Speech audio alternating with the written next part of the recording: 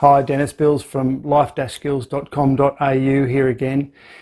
In this vlog, I'm going to be talking about some of the traps that people of all ages can fall into in regard to social media, but not just young people. Though today I'll mainly be referencing these traps in regard to young people and their use of social media, with the sole aim or purpose of pointing out some of the online behaviours that a good percentage of social media users of the various platforms tend to find annoying or at least unpalatable. And the way I'm going to do this is by going through a list that I've compiled of 14 of the least preferred social media habits or behaviours.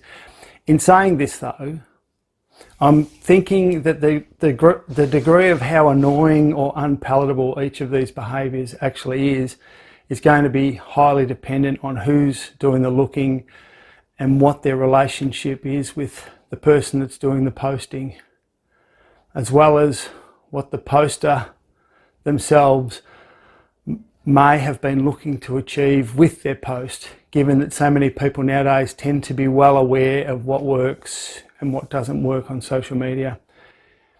In one sense though, I also feel a little bit out of my depth, talking to young people in particular about how to use social media, especially since in real terms, they're probably the experts in the field.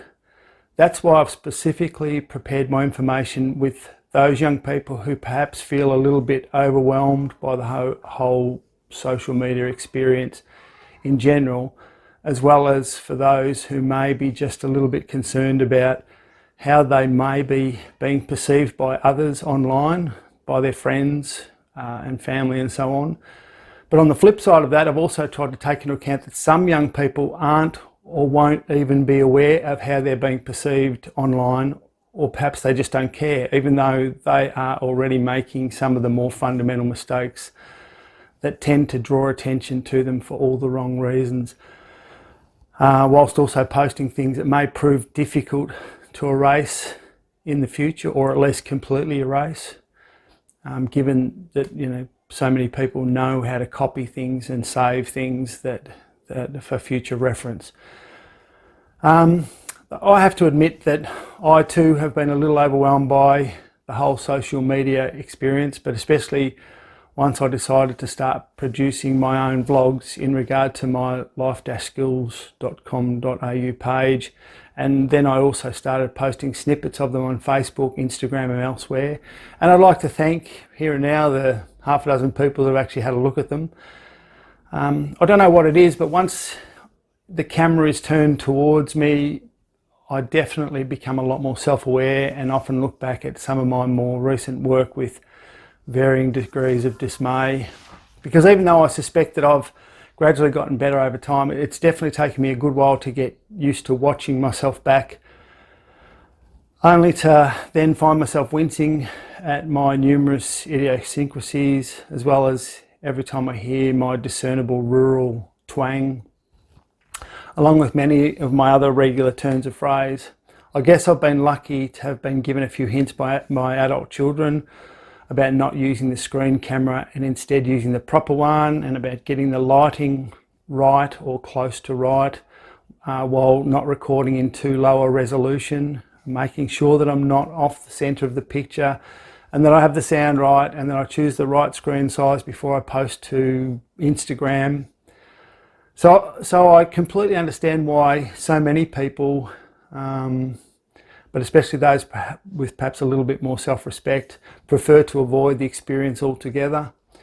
So far though, even though I feel like I've corrected quite a few of the things that my kids have suggested, it's certainly made me aware, even more aware, of some of the extraordinary lengths that some people obviously feel that they have to go to present themselves in the best light they can, which for me might be complete darkness, but we'll see.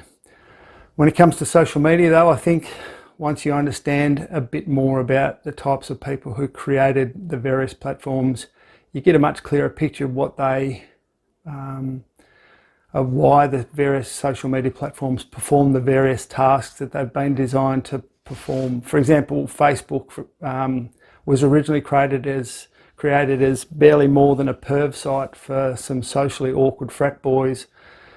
While Instagram got its start as an app called Bourbon for sharing photos of different types of alcohol, until it eventually morphed into a broader video and photo sharing app that we see today. Initially though, Instagram lent far more towards people just sharing photos of their dogs, their families and friends, their cars, and some of their special and often sillier moments, which is basically what it's used for today. But once Facebook purchased Instagram, there seemed to be a rise in the availability of filters, as well as the tendency for it to encourage self-promotion rather than a broader promotion of lifestyle behaviours. There's a lot more semi-naked bodies and a lot more people making numerous mistakes, which people are prone to do if you watch them for long enough, along with all the other weird and wonderful and unusual things that tend to get people's attention. And all Facebook needed to do to get people to keep posting all their private moments in time on Facebook and Instagram was just allow people to like them, like the posts, and then comment on them, thereby rewarding people as they go. Even now, I'm still not completely sure about TikTok, or maybe I'm just looking at all the wrong pages. But there's no doubt that this broad variety of social media platforms, these unrealistic, fantasticated, filtered, overinterpreted and selective echoes of the best and worst of human behaviour have come to be front and centre in so many of our lives. So much so that the average person now spends more time on social media platforms than they do working on their real life relationships. But our social media behaviours have also become habitual, almost like a daily necessity. Sleep, wake, check Facebook, go to the toilet, check Instagram,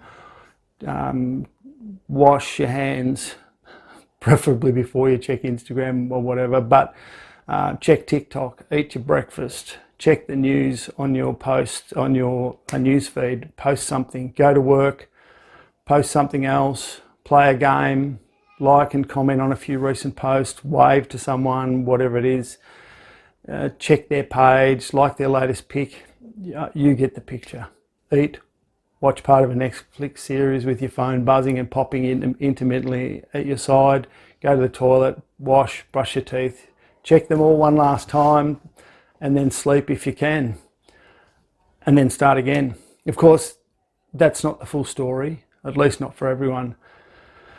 My interest in this topic has mostly been sparked by the reasonably recent association between the rise in mental health issues relating to young people and the rise in the overall dominance that social media is having on their lives.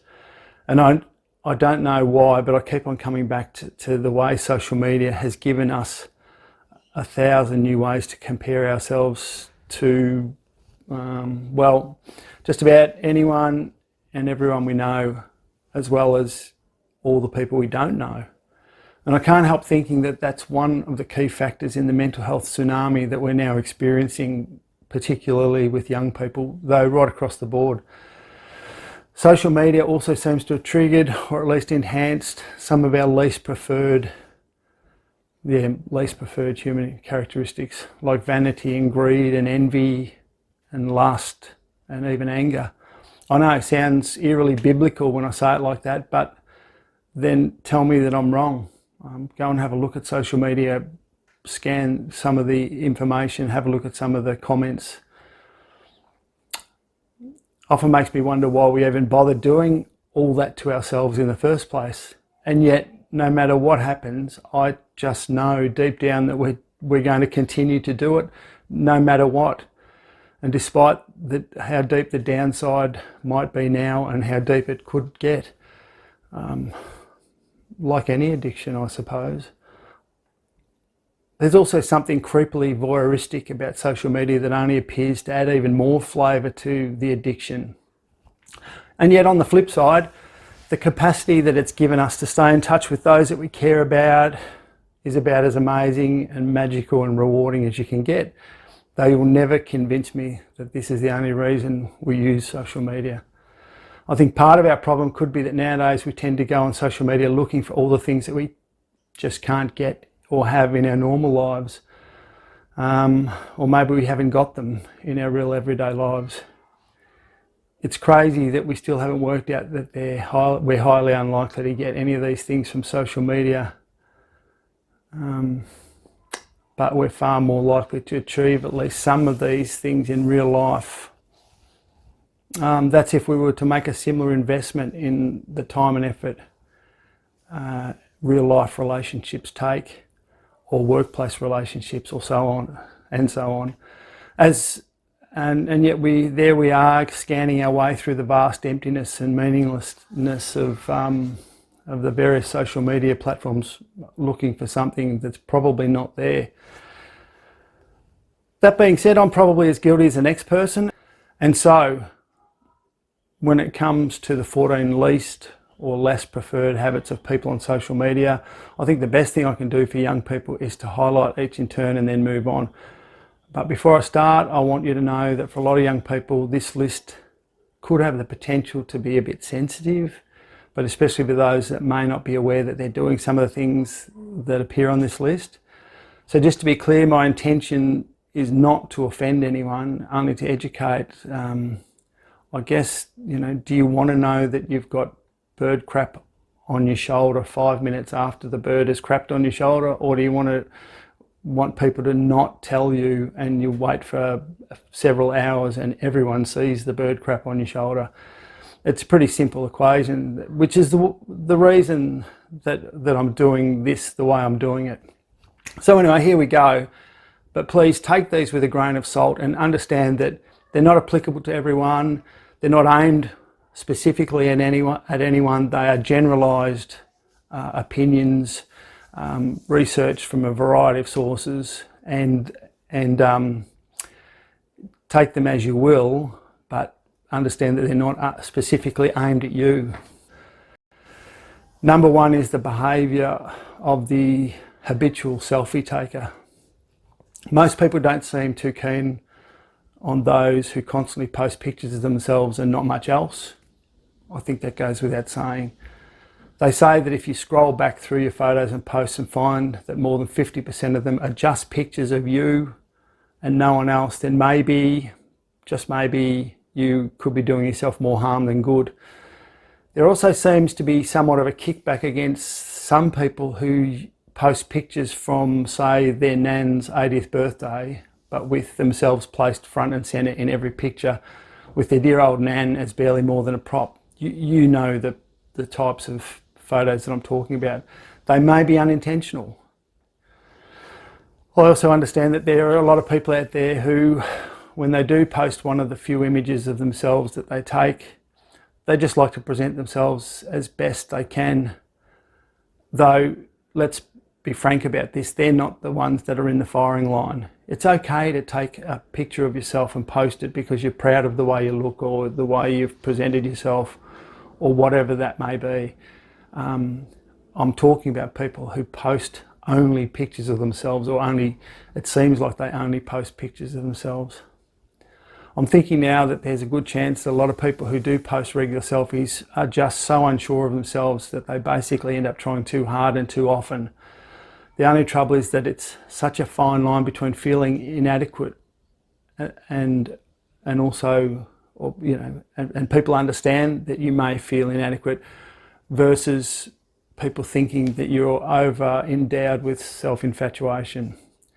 Even as I'm saying this, I'm thinking about how fragile so many young people are nowadays, and whether something that's meant to be as straightforward and informative as this vlog might still come across as a complete shock to someone who doesn't realise that people may be thinking of them and their selfies in a negative light.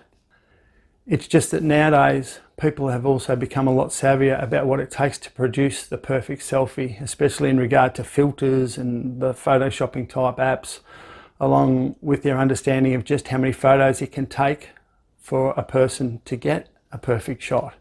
Okay, look, if the main aim of you taking all these photos of yourself is to keep getting likes or positive comments on social media, then so be it. So long as you're prepared to be disappointed, especially since there's now quite a bit of evidence in regard to the ever diminishing returns on investment for those who would seek to thrive in this space, which basically means that the more selfies you post, the fewer likes you're likely to get. They say that the best way to discourage this practice is for the rest of us to stop feeding the like habit. Or maybe a very, very good friend might be able to point out privately that the person in question has developed a bit of a habit. It's just that I'm not sure that there's any winners to be had in a situation like that, which is why I think I should get in early and tell young people now rather than have them find out the ugly truth down the track about this habit or any of the habits I'm about to continue on with. So let's have a look at number 2. The number 2 social media habit that you should try to avoid are the shock, horror, dismay posts. These are the sorts of posts where you type your words in capitals, sometimes with using bad language, but the message can often be broad or poorly defined. An example would be, I'm about done with all this effing shite. If your aim is to get attention, then of course you know you're going to get attention. You're also likely to get a whole lot of consoling replies, you know, the "you okay, hun, what's up mate," that sort of thing. There's also a chance that you could be doing this sort of thing without even realising it. The risk though is that if you continue doing it, you might eventually become like the little boy who cried wolf, meaning that in time, even your besties may stop replying until you get to a point where no one ever comes running. The suggested solution for this habit is for people to stop feeding the habit. And once again, a private consultation from a bestie to point out the obvious would probably be of some assistance. Some people might not care. They might not have the self-awareness to know that it's probably doing them a little bit of damage. Number 3 is the creepy dude. More often than not, this is a guy who always seems to pop up quite early on with a potentially sleazy comment about a very recent status or pic, usually posted by a female. It's just that when someone is trying to look their best, the odds are that they're not looking for that particular type of attention. The best solution is, if this person is one of your friends, then perhaps you should consider unfollowing or unfriending them.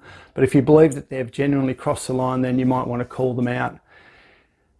In situations such as this, it'd be good if a few others called them out too. But if you do suspect that there's no ill intent in the comment and that it was more of an innocent mistake, or they were just trying to be funny, but it still bothers you, the best thing you can do is probably contact them personally and privately and ask them to take the comment down. The number 4 social media habit that you might want to avoid is the blurred liner habit. With these blurred liner types, there is usually a distinct blurring of the lines between information that's okay to make public and that which should remain private. Sharing details on social media about private relationships, sensitive information or telltale pics is widely considered to be a universal no-no. It's also frowned upon to share details about private family matters, private issues relating to your body, or worse still, someone else's body, or private issues relating to your friends. In situations such as these, a discreet phone call from a good friend will probably be the best place to start. But while some people prefer to call these types out online, if the information they share is only about themselves, it could be more of an educational issue where the person concerned is either unaware of the so-called protocols of social media or they just don't get it and need a quick lesson in online etiquette. The number 5 habit to avoid online is the please follow me habit. The problem is with this habit is that it's not considered cool for anyone, let alone businesses, to go around begging people to follow them. But at the same time, I'm also somewhat sympathetic to businesses because social media is also one of the main places they go to find their customers. And business advertising is just one of the many ways that social media companies make money. My take on it is that businesses should only be posting information from sites that are easily identifiable as business sites and definitely not from personal profiles. The usual way that most people deal with annoying business posts is to unfollow or block them. You also have the option of reporting the posts as spam. The number 6 annoying habit to avoid is being one of those friends who continually posts requests for people to either share one of their posts or cut and paste something they've shared, and then reposting it. And if you don't, you either don't care about them or you're not really their friend. I don't know about you, but sometimes I find this situation a bit challenging. I mean, how do you say to someone that you know to be depressed or whose mum has just been diagnosed with cancer that you can't help them? No matter how you look at it, it's basically a lose-lose scenario. From time to time, I even find myself getting a bit pissed off at them for putting me in such a bind, of having to choose whether you do actually cut, paste and share their post so that you then become one of those people that you swore you never would. I'm not denying that these posts will often represent genuine causes, or that the people who post these sorts of things are much loved friends who don't usually do these sorts of things. I think the best solution that I can think of is to maybe give their posts a like and a caring comment, and then follow that up with a private message to your friend reinforcing your support while explaining how you've made a commitment to not partake in these types of posts, mainly because you receive so many. I think that's probably the best way to go about it. The number 7 social media habit to try and avoid is becoming one of those, did I mention I'm a lawyer, I'm a doctor, I'm a big time business executive, whatever that may be. It could be much smaller than that. I think if you feel the need to continually remind your friends about your status, your stratospheric status, it's a bit like saying to someone, don't you know who I am? In one regard, it's not much different to posting a selfie that's had so many filters applied to it you're barely recognisable as the person people remember. I guess the other side of the ledger is that the person may also have low self-esteem and be quite unsure of themselves, possibly just as unsure of themselves as the regular selfie poster. So yeah, I'm not sure that there's any easy solution for this one, because if you challenge these types of people in a public forum, like on a social media profile, there's every chance you could tip them over the edge and really cause some damage.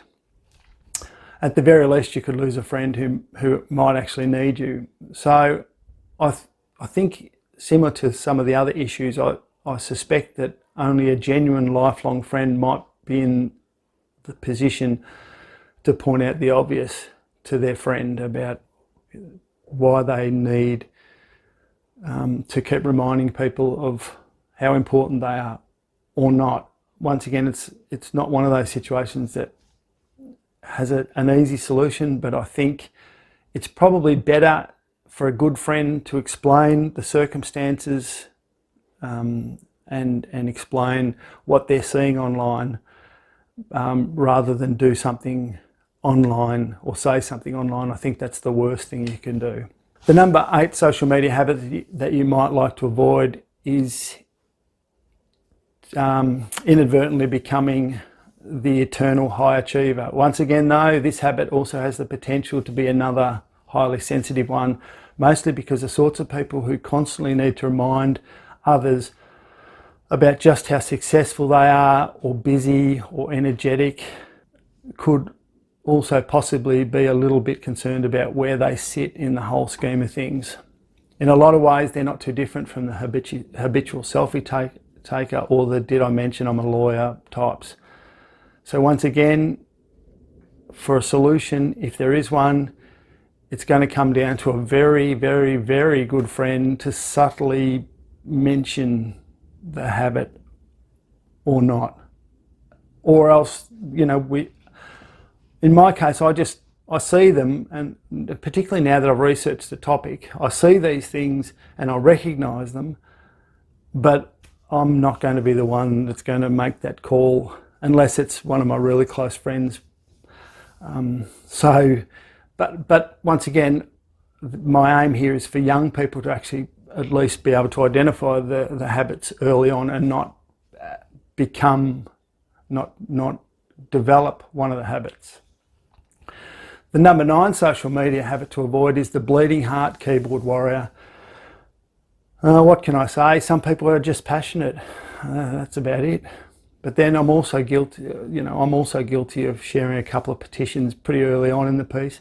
In recent times, though, I think I've become somewhat skeptical about whether just clicking a link and then signing off on something is a sign of general passion or not. That being said, I'm not offended by other people being passionate either, though in recent times I've noticed that fewer and fewer people seem to be partaking in this type of online activism, while the real activists seem to have gone back to marching in protests and actually physically placing themselves at the front line. But while I don't find it offensive, I just hope that the people who post these sorts of things are also doing the physical things like attending the protest rallies or manning the polling booths or whatever their passion may be. The number 10 social media habit that you might want to avoid is the checking in fraternity. Now, I'm surprised that this actually made the list, but there was just enough information about it for me to include it. Some say that this particular habit reeks of what about meism, or hey everybody, look over here, I'm doing something really interesting or important. Ouch. That's about all I could think when I read it. I'm not sure why people have a problem with this particular habit. Particularly if the person who's doing the posting has been locked up or locked down for a prolonged period of time and has finally made their way out to a nice restaurant or somewhere else that makes them want to share their excitement. Just one to keep an eye out for, I suppose. The number 11 habit is the frequent flyer or the frequent traveller fraternity.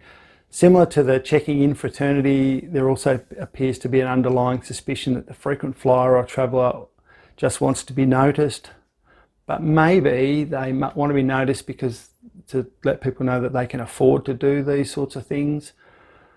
Some people commented about there being just a dash of self-appointed eclectic about this particular cohort, or maybe self-appointed sophistication. Yeah, look, I don't know. I'm just the messenger. For mine though, I think this one's also a bit harsh. I think people should feel free to share where they've been, but especially if they're excited, and especially if they only do it every once in a while. That being said, I don't think young people who partake in the habit tend to get judged as harshly as possibly middle-aged people, maybe because they get a free ticket just because they are young and they are excited and they have a sense of freedom that the rest of us can remember. The number 12 habit is the look at this picture I took of my dinner person. Like the frequent flyer and checking in habit, there's obviously a tendency to stick this one in with the other hey everybody look at me habits, which is unfortunate because as with the check-in and frequent flyer cohorts, they're probably just excited to have cooked something special or to be eating out or going away and staying somewhere special for the first time in ages. Look, I think the best way to get around this one, if you're someone who likes to post pictures of your culinary delights, is to maybe post the recipe as well. I think that would be awesome, and then you're also performing a public service. So there you go. The number 13 habit to look out for is the weird gamer nerd who only ever seems to post grainy pics of their latest strategy in Warhammer, or perhaps some other nerd-related material. Look, as someone who likes to game, I don't really know how anyone could find these types of people even remotely offensive, because in the main, aside from their tendency to support a whole myriad of conspiracy theories they're basically harmless.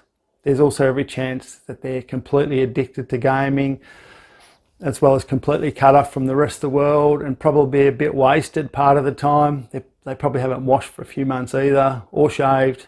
They may even be a bit smelly as well as malnourished, especially since they haven't left their nan's basement or their bedroom since early on in year 9.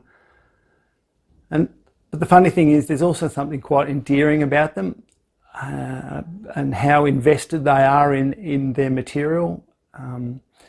And I don't find them offensive. I just hope that it's not their permanent lifestyle, and that they are involved in other things outside of just gaming and being online for extended hours of each day. I think a quick solution is send them round some Dorries or chips, and maybe some Pepsi. Sorry. The number 14 habit that you might want to avoid probably doesn't concern young people at this stage, but I think it's worth a mention because it concerns young people. This one I've labelled the I love yous kids, and it's in regard to the parents of the children. But this one's also a bit sensitive for me as well, because I've been guilty of this quite a few times over the years. This is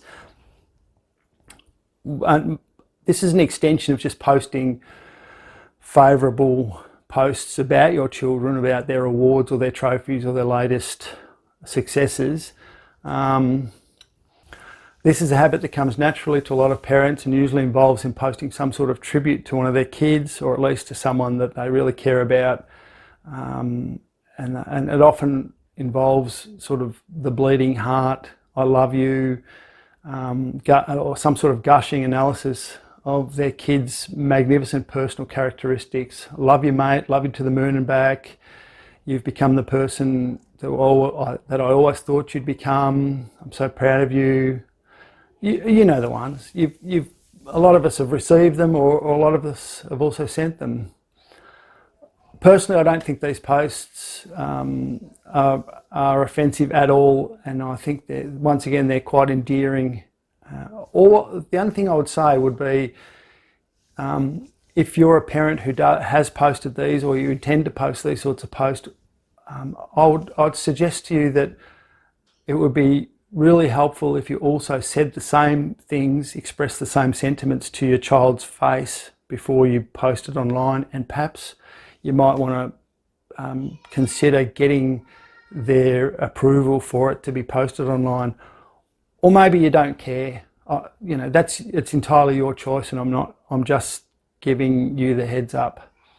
So that there's no judgment here on my behalf, because love is love, I suppose, and I just don't think there's enough of that in the world as it is. So good on you for expressing your love so openly. So that's the 14 least preferred habits of social media users. I don't think it's the only habits. I think there are more that could be added to that, but I think they're the main ones that I could find that you need to look out for. That being said, I think young people are given quite a bit of leeway on social media for self-expression and good old-fashioned fun, and I think you should take advantage of that, but you should also make sure that no one's being put down or hurt or vilified or bullied. And I think another thing that's helpful is, before you post any videos or pictures of your friends on any social media outlet, that you should get their permission before you post anything about them, because they may not want to be represented the way that they're represented in the pic or post or video that you're putting up. I definitely wouldn't want to look up Facebook or Instagram and see my pictures of me or video of me that's been posted without my permission. And all I can say is I'm also really thankful that there were no social media platforms around when I was a teenager. You guys have to be so careful, because a lot of the stuff that goes up there can become permanent, and it can be used by employers and teachers in your schools and the law the parents of your girlfriend or boyfriend, whoever it might be. People can use that stuff and make judgments about you based on what they see. So I'm not a big fan of using bad language on social media, and I know that I have on a couple of occasions, but I'm really careful about that, and I'm also careful about being judgmental of other people or posting anything untoward. I think you should use it for what it's meant to be. Use social media for what it's meant to be, which is a fun place for self-expression and for showing affection and for sharing some of the things that you love about your life. That's about the best I can do at this stage, and that's all I've got on this particular topic. I won't be writing a chapter on this topic in my upcoming Lessons in Life book, but I'm going to post this on my life-skills.com.au page and my YouTube page. So I hope you get something from it. Thanks for listening. Cheers.